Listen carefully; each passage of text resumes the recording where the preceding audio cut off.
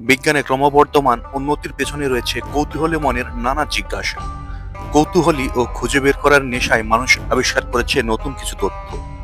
আবার পৃথিবীতে এমন অনেক বিষয় বা ঘটনা রয়েছে যার ব্যাখ্যা এখনো মেলেনি। বিষয়গুলোকে অলৌকিক বা অপ্রাকৃতিক বলে সংজ্ঞায়িত করা হয়েছে। আর অলৌকিকতার প্রতি মানুষের আগ্রহ শুরু থেকেই। আর তা যদি হয় জিনভূতকে ঘিরে, তাহলে মানুষের আগ্রহের কমতি নেই। আমাদের দেশে পুরান ঢাকায় এমন কিছু জায়গা আছে যা ভৌতিক স্থান হিসেবে পরিচিত। এসব স্থানে গেলে ভূতের দেখা মিলবে কি মিলবে না তা বলা না গেলেও ভয়ে শরীরের লোম দাঁড়াবে অবশ্যই। চলুন না টেনে এই ভিডিওর মাধ্যমে জেনে নেওয়া যাক এমন কিছু ভৌতিক স্থান সম্পর্কে। যার ১ নম্বরে রয়েছে পুরান ঢাকার মিষ্টির দোকানের জিন। পুরান ঢাকায় কিছু মিষ্টির দোকানে প্রায় সবসময় জিনের দেখা মেলে।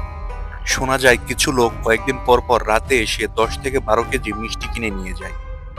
তারা যেই দোকানে ঢোকে সেই দোকানিকে আলো নিভিয়ে দিতে বলে।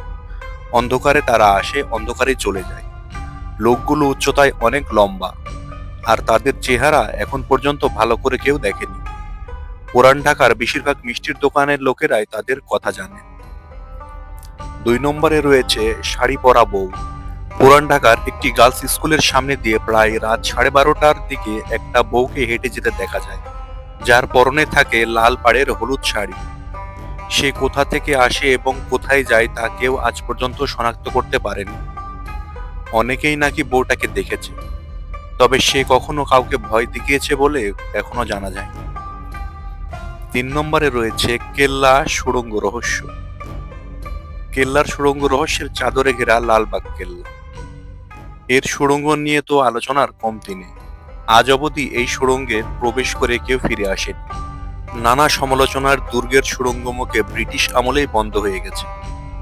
শোনা যায় একদল বিদেশি গবেষকরা রহস্য উদ্ঘাটনের জন্য সুড়ঙ্গের মধ্যে ২টি কুকুর পাঠান, কিন্তু কুকুর দুটি আর ফিরে আসেনি।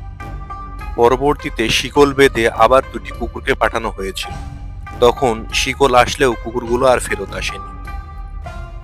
৪ নম্বরে রয়েছে পরিবিবির সাক্ষাৎ। পরিবিবি বাংলার মোগল সুবাদার শায়েস্তা খানের কন্যা এবং বাদশাহ আওরঙ্গজেবের পুত্র মোহাম্মদ আজমের স্ত্রী। লালবাগ কেল্লা দুর্গের ৩টি প্রধান অংশের একটি হলো পরিবিবির মাজার। কিংবদন্তি অনুযায়ী পূর্ণিমার রাতে লালবাগ কেল্লায় পরিবিবিকে দেখা যায়।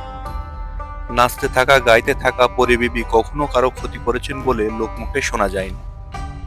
৫ এবং শেষ নম্বরে রয়েছে ঘোড়ার পিঠে ঘুরে বেড়ানো রহস্য। সৈনিক লালবাগের আরেকটি রহস্য ঘোড়ায় চড়ে বেড়ানো এক সৈনিককে নিয়ে। নাম না জানা সেই সৈনিক প্রায় রাতে কেল্লার নামাজ কক্ষের আশেপাশে কিছুক্ষণ ঘুরে চলে যায়। কথিত আছে শায়েস্তা খানের আমলে ফজরের নামাজ পড়ার জন্য সৈনিকরা সবাই কেল্লায় একত্রিত হতেন। স্থানীয়দের মতে লোকটিকে দেখা যায় রাত ৩টার আশেপাশে। তবে নামাজ কক্ষের চারপাশ খুঁজেও চোর বা অন্য কোনো মানুষের উপস্থিতি পাওয়া যায়নি।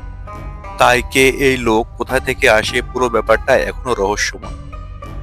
এরকম তথ্যবহুল ও রহস্যময় ভিডিও পেতে আমাদের চ্যানেলটি সাবস্ক্রাইব করে দিবেন, আর পাশে থাকার বেল আইকনটি অন করে দিবেন, আর লাইক কমেন্ট শেয়ার করতে অবশ্যই ভুলবেন না।